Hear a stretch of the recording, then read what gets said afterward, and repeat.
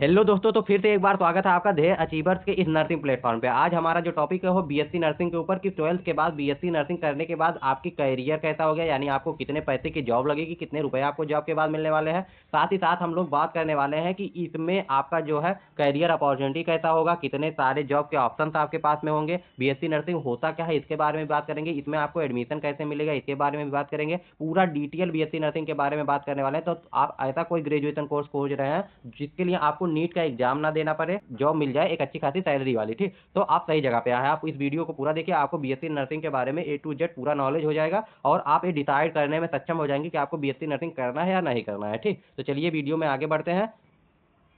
तो पहले सबसे पहले देखते हैं कि व्हाट इज बीएससी नर्सिंग, यानी बीएससी नर्सिंग है क्या। तो बीएससी नर्सिंग है जो आपका एक ग्रेजुएशन कोर्स है, यानी ये आपका डिप्लोमा कोर्स नहीं है, इसके साथ में आपका ग्रेजुएशन हो जाएगा। ठीक, यानी अगर आप ग्रेजुएशन करना चाहते हैं तो आपका इसी के साथ में ग्रेजुएशन हो जाएगा। ऐसी कोई दिक्कत नहीं है कि आप एक कोर्स कर लेंगे और आपका ग्रेजुएशन नहीं होगा। तो ग्रेजुएशन के पर्पज से अगर आप एक कोर्स करना चाहते हैं तो ये एक बहुत ही अच्छा कोर्स है। ठीक, साथ ही साथ इसमें इससे ग्रेजुएशन यानी सिंपल बीएससी जो होता है, एक सिंपल बीएससी होता है जो आप कर लेते हैं किसी डिग्री कॉलेज से या किसी भी यूनिवर्सिटी से, ठीक, और एक होता है बीएससी नर्सिंग। इसमें फर्क क्या है, ठीक, तो समझिए बीएससी नर्सिंग एक आपका प्रोफेशनल कोर्स होता है। इसमें जो है आपको बीएससी करने के बाद, सिंपल बीएससी करने के बाद में आपको गवर्नमेंट जॉब के ऑप्शन बहुत कम है, ठीक, एसएससी वगैरह दे सकते हैं, ठीक, लेकिन आपका जो है वहाँ पे भीड़ बहुत ज्यादा है, लोगों की संख्या बहुत ज्यादा है। तो अगर आप ऐसा सोच रहे हैं जहाँ पे भीड़ कम है बच्चों का, जल्दी से जॉब लेनी है, आपको अच्छी सैलरी वाली जॉब लेनी है, अच्छी सैलरी का मतलब जानते हैं कितना, 1 लाख प्लस वाली, ठीक, 1 से 1.5 लाख वाली सैलरी अगर आपको चाहिए तो आप बीएससी नर्सिंग कर सकते हैं। ठीक, और आपका ऐसा नहीं है कि ये बहुत लोगों को दिमाग में चलता रहता है कि बहुत ज्यादा फीस है। ठीक, तो बीएससी नर्सिंग की 1 साल की फीस आपकी जानते हैं कितना होगी, 20 से 25 हजार में आप बीएससी नर्सिंग 1 साल में कर लेंगे। ठीक, 1 साल की फीस इसकी 20 से 25 हजार होती है। ठीक, और साथ ही साथ आपका जो स्कॉलरशिप है वो भी आ जाता है। तो बीएससी नर्सिंग आपका क्लियर हो गया ना, एक ग्रेजुएशन कोर्स है, तो इसमें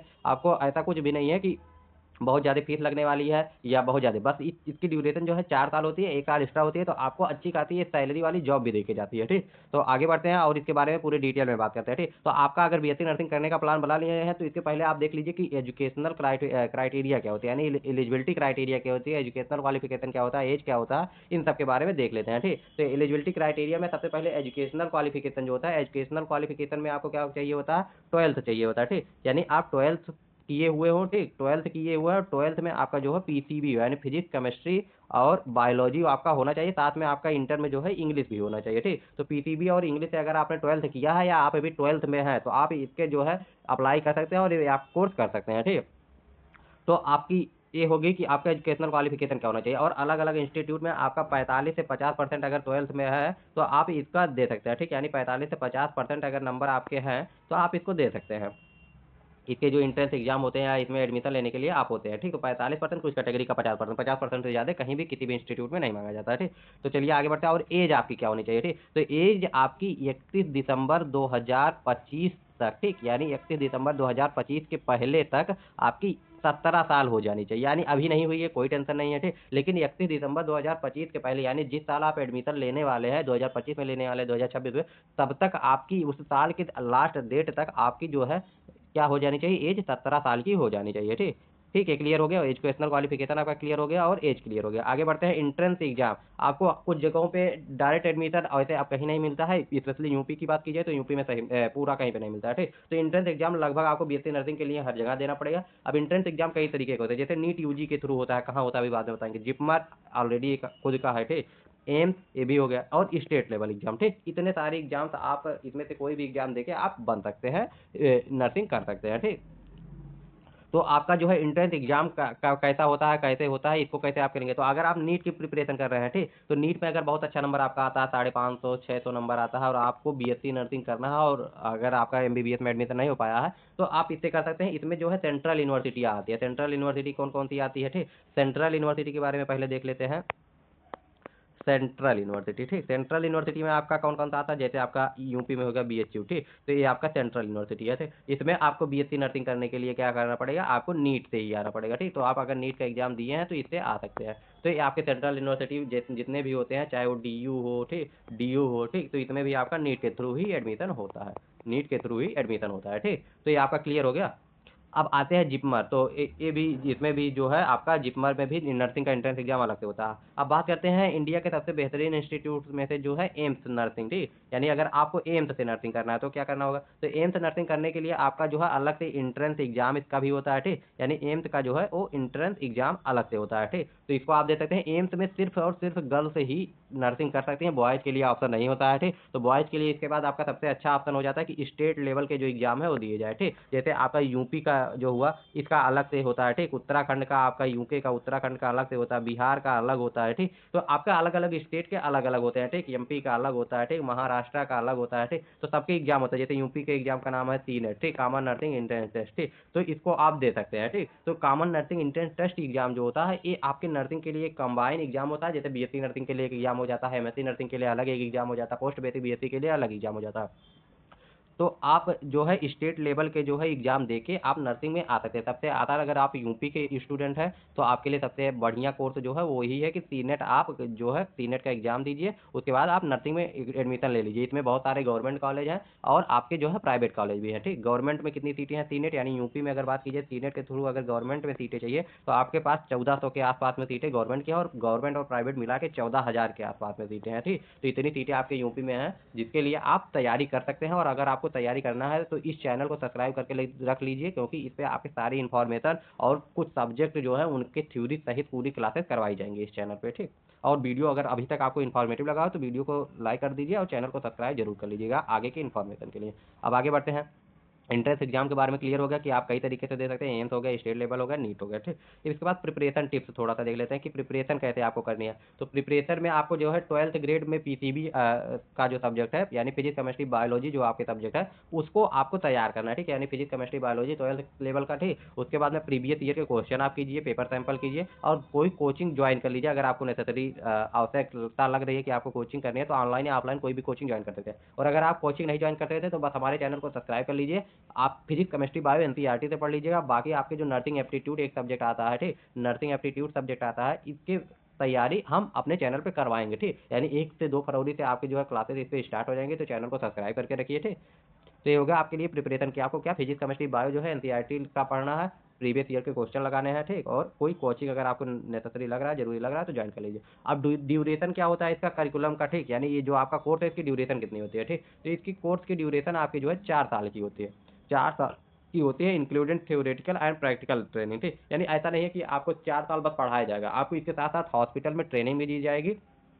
पूरी प्रॉपर आपकी ट्रेनिंग होगी हॉस्पिटल में, हर एक चीज़ आपको, हर एक चीज़ जितनी भी ट्रेनिंग करवाई जाती है, सीपीआर से लेके इंजेक्शन लगाना, हर एक चीज़, सारे प्रोसीजर, सारे जो भी सिस्टम्स होते हैं सब चीज़ों के बारे में ट्रेनिंग दी जाएगी आपको प्रॉपर हॉस्पिटल में, ठीक। इसीलिए लोग कोशिश करते हैं कि अच्छे से गवर्नमेंट कॉलेज में जाएँ, क्योंकि गवर्नमेंट का हॉस्पिटल जो होते हैं उनमें फैसिलिटी बहुत बढ़िया होती है, ठीक। प्राइवेट में उतनी ज़्यादा ट्रेनिंग नहीं कराई जाती है। तो इसीलिए अगर आपको यूपी बीएससी नर्सिंग सीनेट में एंट्रेंस एग्जाम जो है उसका देना है और बीएससी नर्सिंग में एडमिशन गवर्नमेंट में लेना है तो आपको सीनेट का जो 200 नंबर का पेपर होता है, 200 नंबर का पेपर होता है, इसमें आपके 150 प्लस होने चाहिए तभी आपको किसी गवर्नमेंट कॉलेज में एडमिशन मिलेगा, ठीक। तो ये चीज़ आप क्लियर रखिए। ये ड्यूरेशन आपका हो गया। अब ड्यूरेशन के बाद बात करेंगे रिसर्च एंड कॉलेज यूनिवर्सिटी, ठीक। रिसर्च कॉलेज एंड यूनिवर्सिटी, ठीक। रिसर्च एंड नहीं है, ठीक। रिसर्च रिसर्च कीजिए यानी खोज लीजिए कि आपके हिसाब से आपको किस कॉलेज या यूनिवर्सिटी में एडमिशन लेना आप जो है प्रीफर करेंगे, ठीक। तो हम यूपी के हिसाब से अगर बात करें तो यूपी में आपका जो है टॉप के कॉलेज होते हैं KGMU, King George Medical University Lucknow, Ram Manohar Lohia,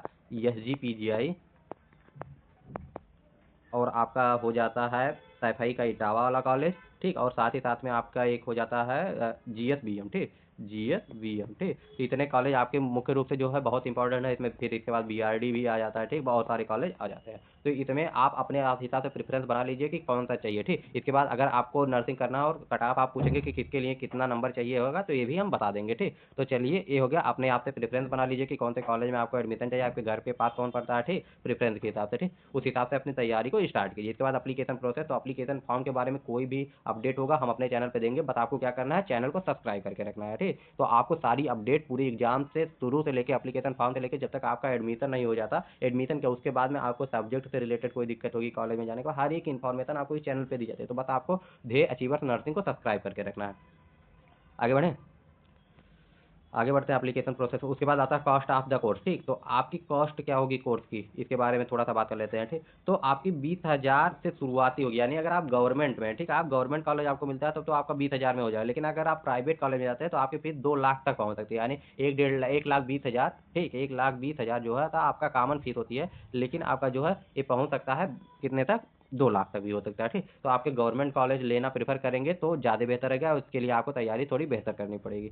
तो आपके फीस के बारे में होगा कि 20,000 से 2 लाख तक होता है अकॉर्डिंग टू अलग अलग कॉलेज। ठीक, गवर्नमेंट प्राइवेट कहता है। ठीक, इसके बाद कैरियर अपॉर्चुनिटी। कोई भी कोर्स करने से पहले आप ये तो देखेंगे ही ना कि आपकी कैरियर अपॉर्चुनिटी क्या होने वाली है। ठीक, तो कैरियर अपॉर्चुनिटी आपकी क्या होनी है, यानी इसके बाद आपकी जॉब कैसे लगने वाली है। तो सबसे पहले हम सैलरी के बारे में बात कर लेते हैं। ठीक, तो सैलरी है जो आपकी, अगर आप एम्स ज्वाइन करते हैं, ठीक, यानी बीएससी नर्सिंग कर लिए, उसके बाद आपका जो एम्स का फॉर्म है नॉर्सेट होता है। ठीक, नॉर्सेट होता है। ठीक, नॉर्सेट, तो नॉर्सेट में जो है आपकी जो सैलरी है वो कितनी होगी, वो आपकी सैलरी की स्टार्टिंग ही 1.50 1.5 लाख से होगी। ठीक है ना, यानी 1.5 के से होगी। ठीक, तो 1.5 के से आपका कैसे होगा, ये अभी सैलरी तो अभी जो वर्तमान है वो 85 के है। ठीक, लेकिन आपने सुना होगा कि 8वां वेतन आयोग आ गया है, 8 पे कमीशन जो है उसका गठन हो चुका है, तो 2026 से लागू हो जाएगा। उसके बाद सैलरी इतने के करीब में पहुंच जाएगी आपकी। ठीक, स्टार्टिंग सैलरी। और अगर आप मान लीजिए आप कहेंगे कि एम्स तो बहुत बड़ा है, उसमें कम सीटें होती है, नहीं हो पाएगा। ठीक, स्टेट में तो आप जा पाएंगे ना, स्टेट के जो हॉस्पिटल होते हैं वहाँ पे आप जा पाएंगे। वहाँ पे आपका क्या होगा, स्टेट में भी आपकी सैलरी जो है 1 के से 1 के, सॉरी कह रहा है, 1 लाख से स्टार्ट होगी। ठीक, तो आपका ये होगा स्टेट में आपकी इतनी होगी। ठीक, और अगर बात किया जाए कि और भी आप क्या क्या हो सकते हैं, तो ठीक, इसमें और सारे ऑप्शन है, जैसे कि बात कर लेते हैं सबसे पहले कि स्टाफ नर्स आप बन सकते हैं, नर्सिंग एजुकेटर बन सकते हैं। ठीक, यानी आप नर्सिंग करके सिर्फ हॉस्पिटल में काम कर नहीं तक करते हैं, आप टीचिंग भी कर सकते हैं। ठीक, और टीचिंग में भी आपको सैलरी उतनी ही मिलने वाली है। ठीक, तो आप टीचिंग भी कर सकते हैं। इसके बाद आप नर्सिंग सुपरवाइजर के हायर पोस्ट पे जा सकते हैं, community health nursing, CSC PSC पे काम, सीएचओ के रिसर्च में भी जा सकते हैं। ठीक, तो सारे कैरियर अपॉर्चुनिटी अच्छी है और सैलरी भी आपकी अच्छी खासी होने वाली है। ठीक, तो ये हो गया आपका सैलरी।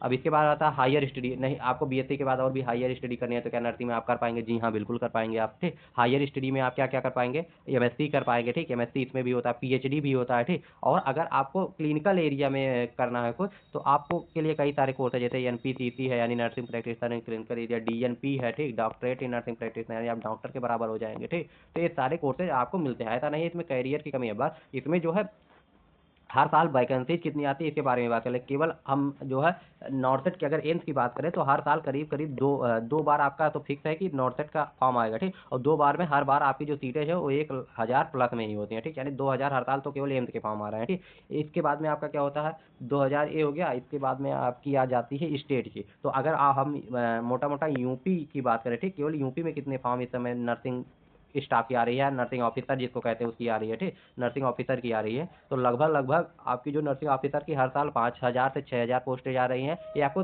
कम लग रहा होगा, लेकिन अगर ये आप एसएससी की पोस्ट देखिए तो उसके बाद देखिए कि वहाँ पे भीड़ कितनी है, और यहाँ पे भी अगर ये 5-6 हज़ार पोस्ट आ रही है तो इसमें पेपर देने वाले 80,000 1 लाख ही बच्चे हैं। ठीक, और एसएससी में अगर 5,000 पोस्ट आ जा रही है तो उसके लिए आपके पेपर देने वाले कितने लोग हैं, 10 लाख 12 लाख इतने बच्चे हो जाते हैं। ठीक, तो यहाँ पे जो है 80,000 कुछ नहीं है। ठीक, तो आपकी जो है ये है। और अगर आपके कंपटीशन के लिए बता दें तो केजीएमयू का भी पेपर हुआ है। ठीक, केजीएमयू में जो है जॉब के लिए पेपर हुआ है, उसमें 100 नंबर में से 52 नंबर पे आपका ओबीसी वालों का सिलेक्शन हुआ। सोच लीजिए आधे नंबर पे कट ऑफ जा रहा है। कौन सा ऐसा एग्जाम है जिसमें 50% कट ऑफ जा रहा है, 50% पे ही हो जा रहा है। ठीक, सब में 70%, 80%, 90% तक कट ऑफ जा रही है। ठीक, तो ये बहुत अच्छी बात है, और कम जो है आपके यहाँ पे अभी कंपटीशन कम है। ठीक, नर्सिंग में।